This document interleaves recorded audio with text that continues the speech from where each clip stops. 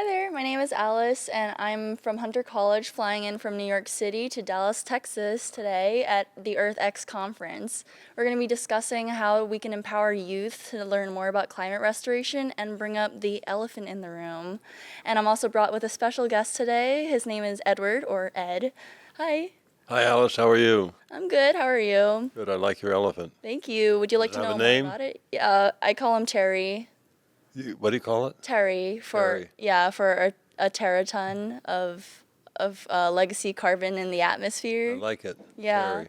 it's a topic that isn't talked about enough, and so I think that we as an organization for Youth for Climate Restoration are focused on not only reducing emissions, but also to directly impact the existing legacy carbon dioxide in the atmosphere. Good. Yeah, but could you tell me a bit more about yourself and what do you do? My journey started when I was quite young. I grew up in Los Angeles, so at age 20, I'd lived 2 decades in that horrible choking smog, Oh, that you see in other parts of the world, in Bangkok and Thailand, and, Bangkok, and you see it in Shanghai and lots of other places around the world. It's very bad smog.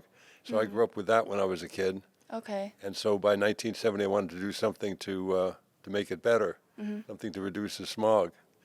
And we were quite successful. We have 4 times the cars since 1970 in LA, Wow. millions more people, but a fraction of the smog. So everything we hoped would work did work. And where are you from? Where were you born? I'm from New York City. Great. Yeah. In Queens, New York City. I love Queens. I grew up on Long Island. Oh, wow. I spent a Nice. few years on Long Island in a lovely town called Merrick.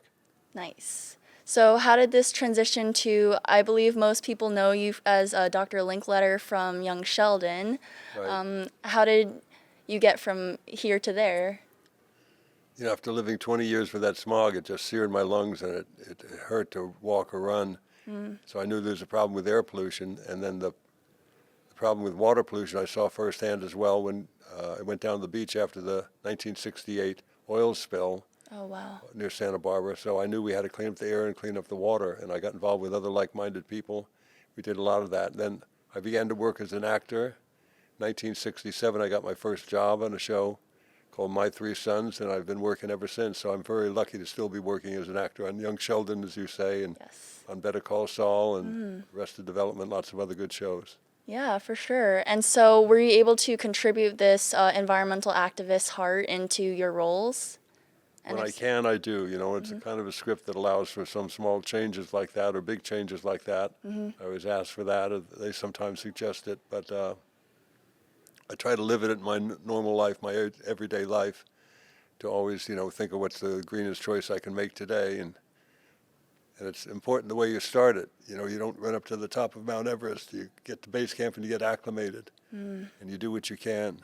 Do For sure. small things first. Pick the low-hanging fruit first. Do the stuff that's cheap and easy. Bike riding, if weather and fitness permit. Public transportation, if it's available near you.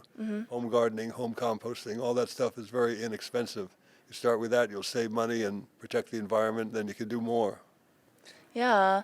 I heard that you took public transportation to the Oscars once. I did, and I Yeah. do it. I take it day to day in LA just to get around, and I'm very lucky. I've been having a good transportation system near where I live. Quite deliberately, I moved near transit density when I was quite young, and I always stayed there. And so I think it's important to use public transportation when you can, bike riding if that works for you, and make the other green choices that are inexpensive and quite easy to adapt. Right. How have other actors, if any, have responded to your environmentalism?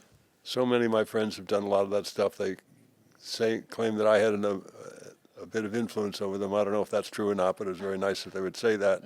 Whatever way we get the people into the tent, I'm all for it, Yeah. Any kind of positive coercion you can use to get people to try it, because they get hooked on it. They like the idea of it at first, and then when they get the lower bills, they really like it.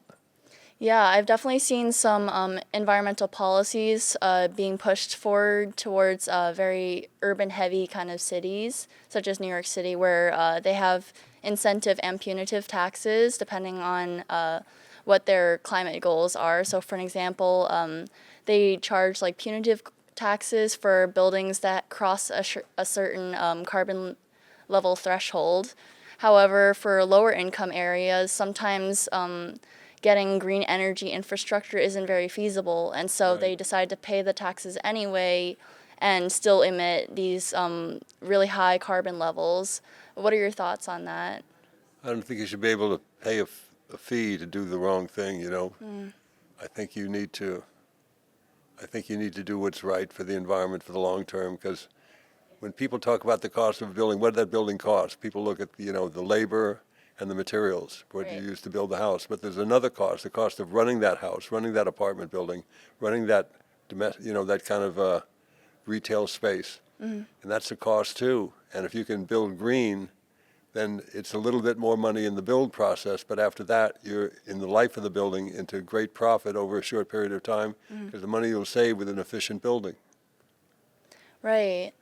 And so, what kind of policies are you most interested in pushing for in regards to climate restoration? I think, you know, start small and build. Have good incentive for people to do simple and cheap things like good insulation, double pane windows, you know, things like that. Passive solar design, all the stuff that's inexpensive and has a big impact. Start with that, and then encourage people to do more as they begin to save more. Well, not everybody has the same kind of upbringing. So for those that haven't grown up in smog or had as many environmental consequences in their area growing up, they might not feel as connected to the whole climate restoration movement. How would you say they should be able to relate or empathize for this cause, even despite that? I think we need to do all this stuff. It's literally has come to the point, I think we need to do it for our survival. There's a book years ago, 50 Simple Ways to Save the Earth. That was the wrong title. It should have been 50 Simple Ways to Save Your Ass. I think that's what it really is at this point. Because when you think of all the plant and animal species that we're losing, how many rivets can you lose from an airplane before it ceases to fly, before it becomes unairworthy? And I think there's a number, 6, 23, I don't know, somebody who knows aeronautics will tell me. Right. But you can't lose all those rivets. Those rivets are the individual species that we lose every day, plant and animal species that are part of the web of life that we all rely on. So for our own well-being, we have to stop doing that. We have to protect the many species that are part of the web of life, and I mean now.